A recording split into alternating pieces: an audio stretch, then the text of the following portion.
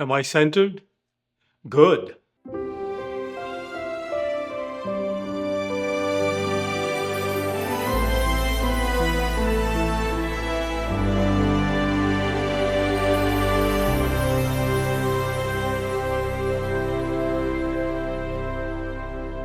In this episode, we will be looking at God's call to Abraham. God calls Abram in chapter 12 of the book of Genesis. Abram is living in Haran, which is in present day southeast Turkey. Originally, he came from Ur of the Chaldeans, which is a little north of the Persian Gulf in present day Iraq. So Abram has already made a long journey, and when God calls him in Haran, he is 75 years old and he has no children.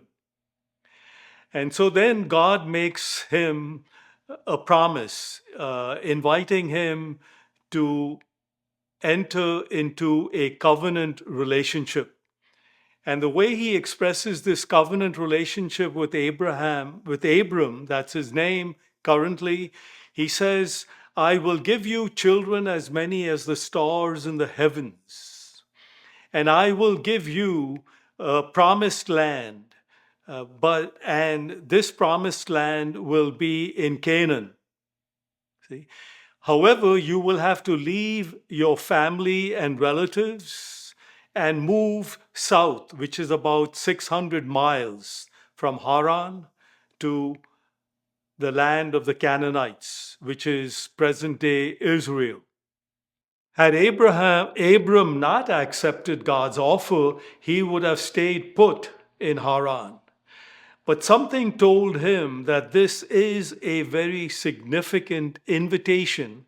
And in order for him to fulfill this plan that God had for him, he would have to make the sacrifice of leaving his family, his relatives, and moving all the way to a foreign land. And maybe living then among foreigners and also having to learn a foreign language. But Abram was a man of faith. And so, along with Sarah and his nephew Lot, they moved all the way, traveling 600 miles to come to Canaan. And then we see in chapter 15, God now is ready to make a covenant relationship with Abram. And so God asks Abram to prepare for a profound, prominent, very significant covenant ritual. And so in chapter 15, we are told that God appears to Abram and he says, we are going now to have a covenant ritual. And I would like you then to bring along with you a 3-year-old heifer, a 3-year-old she-goat, and a 3-year-old ram. And along with them, a pigeon and doves. See? For this sacrifice, this covenant ritual sacrifice. But just before that, Abram is now about 85 years old and he has no children. And God had promised him children as many as the stars in the heavens. And this is where Abram is expressing his sadness to God when he says, you know, you did promise me that I would have many children, and here I am, 85 years old, and I have no children, so that when I die, my servant Eliezer is the one then who will receive my inheritance.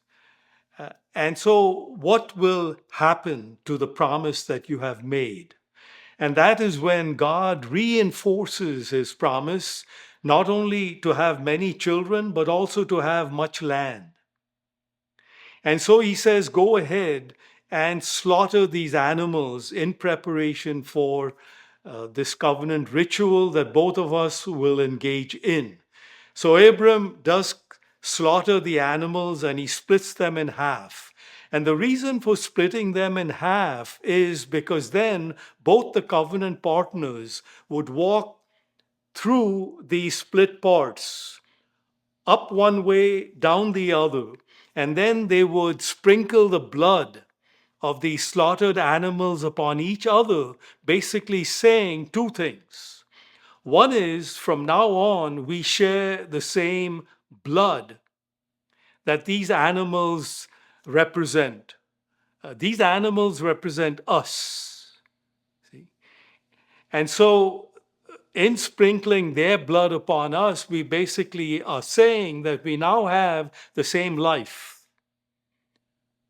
Secondly, the reason why these animals have been split in half is because we are also saying that if we are not faithful to each other, not fully committed to each other with all the promises that we are making each other, then the one who has broken these promises is fit to be killed.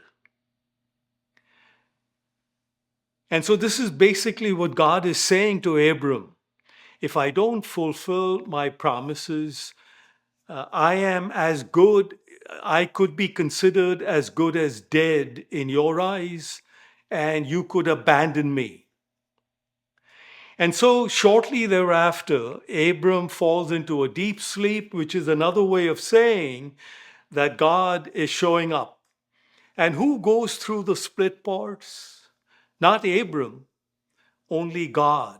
And God is represented by a fire pot and a flaming torch. And God is the only one who walks through the split parts, making it very clear to Abram, that if he reneges on the promises he has made to Abram, he is fit to be killed. So that's how serious God is about the promises he has made to Abram. Abram seems to be convinced because he accepts God's decision, and he seems then to be full of faith. But in chapter 16 of the book of Genesis, we can see that there is still a lot of doubt and uncertainty in Abram, and probably this has been strengthened by Sarah, his wife, who obviously is blaming herself for not being able to have children. And so she convinces Abram to have a child through her maidservant Hagar. And that's exactly what Abram does. And so in chapter 17, we see that Abram now has a child, Ishmael, in chapter 16. And so then in chapter 17, God is once again reiterating this promise that they will have many children, as many as the stars in the heavens, as well as much land and property. That is when God says, no, you are going to have many children and much property. And then Abram tries to convince God, rather than give me children, of the promise, why don't you take Ishmael, whom I already have, who by now is around 13 years old? Why don't you take him and make him the child of the promise? Once again, this is human thinking that is influenced by sin. So clearly, Abram is telling God what to do. And God says, no, Ishmael will not be the son of my promises. You will bear a son through Sarah. And so you can see how God is so patient. He takes Abram and Sarah with all the struggles that they have, and he brings them along little by little. And as he brings them along, you can see that Abram and Sarah are being greatly purified. And by the same token, in little inch by little inch, they are being transformed and they are coming to submit to God's will and to be truly faithful and trusting. So then in chapter 17, God once again is reiterating the covenant, and he does this by asking all the family members who are male to be circumcised. And so clearly, Abram, in cooperating with God, is moving deeper and deeper into his commitment to God. In chapter 18, God basically visits Abram through three messengers, angelic messengers.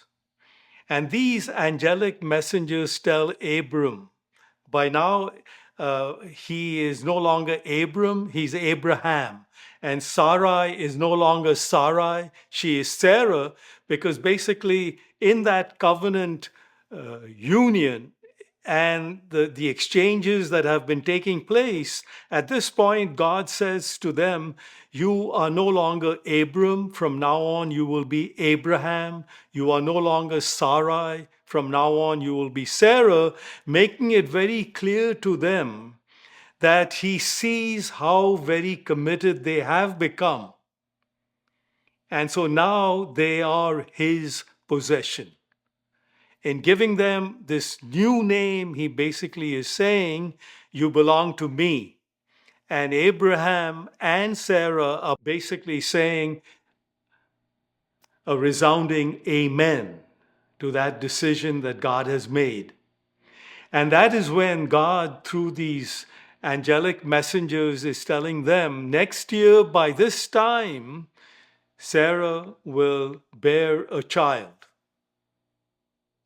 So once again, the message is for us in our own human lives, it's quite a pilgrimage that we all take as we move deeper and deeper into the heart of God, through ups and downs, through failures, lapses, shortcomings, limitations, and at times we even wonder, will God come through? Will God remain faithful to me? Can I remain faithful to God? And in the midst of all of this human condition that is accompanied with chaos, with uncertainty, with fear, with anxiety, with shame, with guilt, with all of that, God is weaving a beautiful rug, that is a wonderful image of who he wants us to become. So when you look at the underside of the rug, basically you see it has all kinds of knots, and the colors are pretty drab.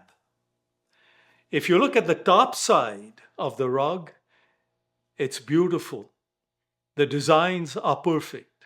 And that's basically the message that God is giving us in this journey that he has taken with Abram, who then becomes Abraham over almost 20 years before his son Isaac is born. God bless you.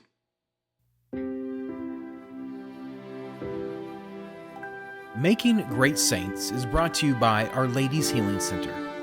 For more information about our healing program, please visit ourladieshealingcenter.com.